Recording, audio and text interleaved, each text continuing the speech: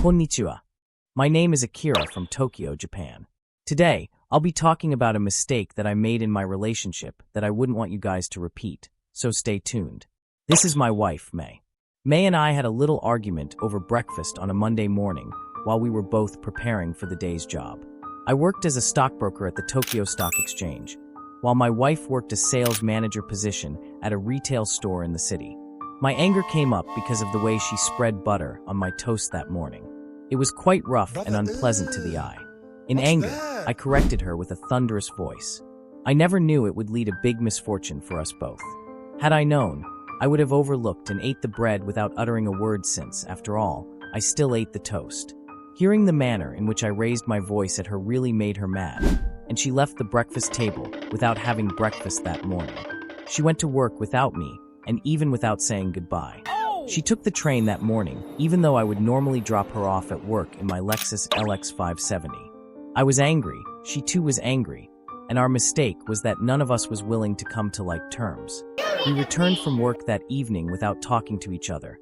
We had dinner separately and went to bed without exchanging pleasantries. Tuesday came and passed, so did Wednesday and Thursday morning. Thursday evening at dinner, she said, "Konnichiwa," trying to ease the tension between the two of us, but I was just too proud to respond, so I mumbled on my meal and left the table hurriedly. All along, she was simply smiling at her baby boo. May is truly a great beauty to behold. Her smiles melt every tough heart, so in a bid to avoid falling weak to her ear-to-ear grin, I hurriedly left the table. And even though that day I had managed to sell stocks worth 569 million yen, I didn't want to talk to her. See, normally I would inform her of such achievements, but I was just too bitter to make amends. She even went ahead to put on our favorite channel on YouTube, on the TV, exploring relationship dilemmas. However, I was too foolish, and I decided not to join her. To this day, I regret that moment. もしこの戦争を終わらせるなら、ごめんなさいというのは私ではなく彼女です。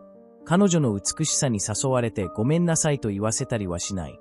These words I murmured as I left the dining and headed to the bedroom as she kept on smiling.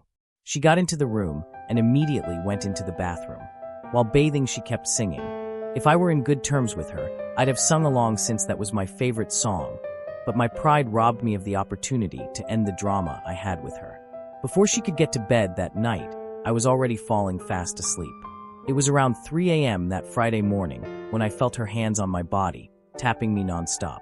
I quickly pushed her hands away and got myself covered with the blanket. To be honest, I thought she was tapping me so that I could put it down, if you know what I mean. I never knew that would be the last time I would feel her touch. I fell asleep in the process and woke at 7 a.m., and I quickly ran into the bathroom because I was running late for work. I got dressed and had breakfast, and May was still fast asleep. My pride never gave me the opportunity to talk to her, so I left her in bed and off I went to work. Long story short, I arrived home on Friday evening and found everything virtually at the same spot I had left it that morning. The doors were wide open. The table I had taken breakfast on was still unkempt. A cold chill ran through my veins. I dived for the stairs, having my wife in heart. On getting to the room, the door was wide open. May was still in bed, and in the same position I left her before leaving the house that morning. My phone fell from my hand as I muttered indistinctly, rushing towards her. "Baby," I stuttered as my hands went all over her. Her body was cold. Unknowingly, I instantly wetted my trousers out of fear. I placed my head on her chest and realized she wasn't breathing. I shouted to God at the top of my voice as I brought her closer to me, having her in my arms. My baby was gone already. There was no life in her. Her body was terribly cold. It was still like a movie to me. I still hadn't accepted reality. Until her body was being laid to rest. That was the moment I realized my wife died on my bed while I was on it. My head was spinning, as if I was about to go mad anytime soon. I feel terrible inside. If only I could turn back the hands of time. May was asthmatic. When she was tapping me that morning, she was having a crisis which only her inhaler could solve. She was probably tapping me to help get it for her, but my pride kept me away. I lost the woman I truly loved to the cold hands of death carelessly. If there was no quarrel that morning, my beautiful May would still be among the living today. Or better yet, if I had swallowed my pride and made amends with her, she would still be in my arms. It's been 3 weeks since she left. My world is shattered. I am void of love. Only if I could turn back time, I would have made right my wrong. Bottom line, dear couples, never should you let the night fall without settling that misunderstanding between the both of you. Never give the devil a chance to prove himself in your home and relationship.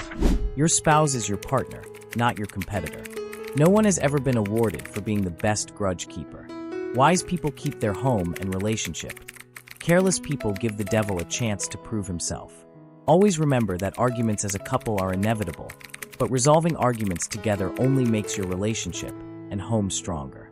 Don't ever make the mistake that I made. Choose wisdom over anger today. Thank you for your time.